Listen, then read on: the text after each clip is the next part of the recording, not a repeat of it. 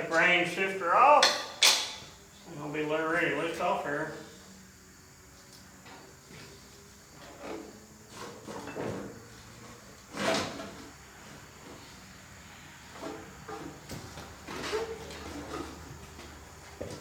Just lock pedal.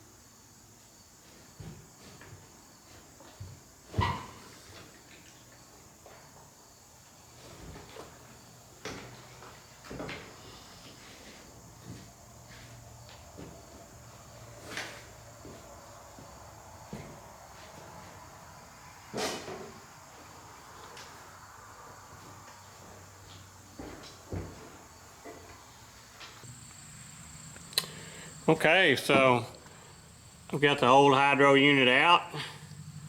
Managed to not get too much dirt in there.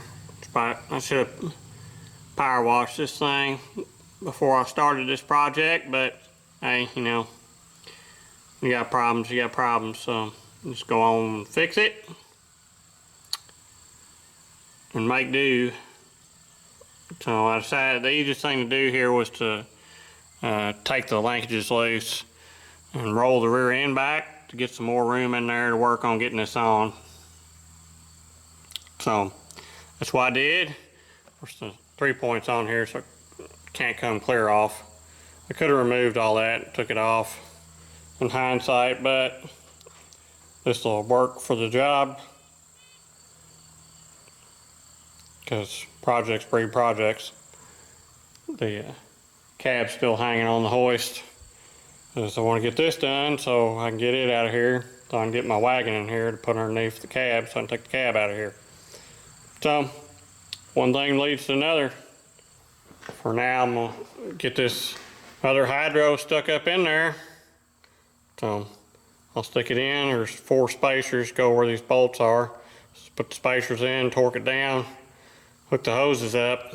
So I'll do that and bring you back. Unfortunately, I can't show you much because you can't see. I don't have a film crew.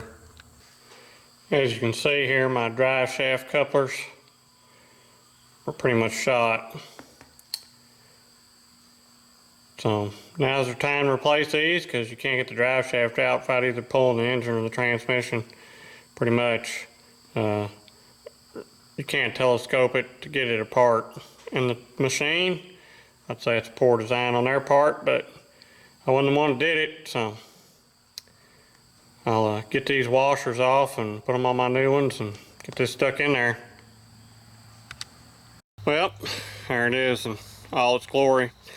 Got it back together. So the hydrostat is adjusted to where it'll stay neutral. And I'm ready to fire this thing up and do a little mowing, I guess, and see how it works. So the only problem I had was getting the hydro blade was a serious challenge. I guess I should have put some grease in the charge pump in hindsight, so it would have had easier time to pick up oil. I had some oil in it, but it still didn't want to pick it up. It took it a while to get it going. I had to pour oil through the top of the transmission, take the plug out and pour oil back through it in order to finally get it to pick up. So, but I got it picked up and going, and it seems to be working. Make sure the sight glass here has got oil in it.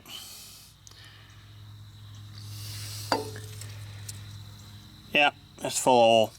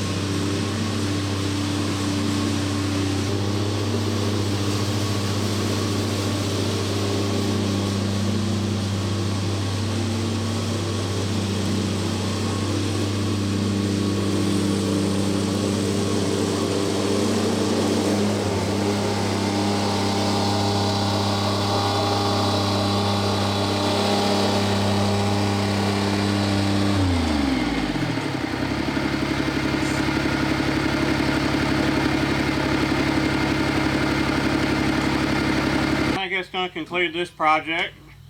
I'd have to say this thing's working better than it ever has for as long as I've had it. Obviously that transmission hydro linkage has been a problem for as long as I've had it, because this thing used to not be able to have a stable speed when you were mowing it. Whether you were going uphill or downhill, it would speed up or slow down. And now with the new hydro in there and the swash plate staying like it's supposed to be with no slack in it, that other one probably had maybe a 1/4 inch of slack in it, but that was obviously enough to cause a lot of problem, because there's not much throw to it apparently. So getting that fixed has made this a much more usable machine, because now you can set it and it doesn't speed up and slow down while you're mowing the grass, which is nice. Of course, these machines are hand control hydrostat versus foot control, and most everything is now, so it's a little different. But my combine's hand control, so I'm used to that anyway, so it's not an issue. But everything seems to be working good. In other news, had somebody call the house the other day, I think something about maybe some grinding stones or something. Left a message with my brother, and I have apparently misplaced the note with your telephone number and name, so you need to, best thing to do is send me an email, which is on my About section on the YouTube page, and that's the best way to get in contact with me. Also, I've had a few people call in the past couple months on the house phone. I guess they look it up on Google and leave messages for me to call them, but they do not include their telephone number, and my rotary phone that I have in the house does not have caller ID, so I do not have any way to get back in touch with you should you happen to do that. So again, the best way if you're trying to get a hold of me is not to call the block listed in Baghdad, but to just email me. My email, like I said, is on the About section, or it's simply my channel name at yahoo.com. So if you need to get a hold of me, that's the best way to do it. Other than that, I got to this yard to finish up, so thanks for watching, thanks for subscribing, I'll catch y'all later.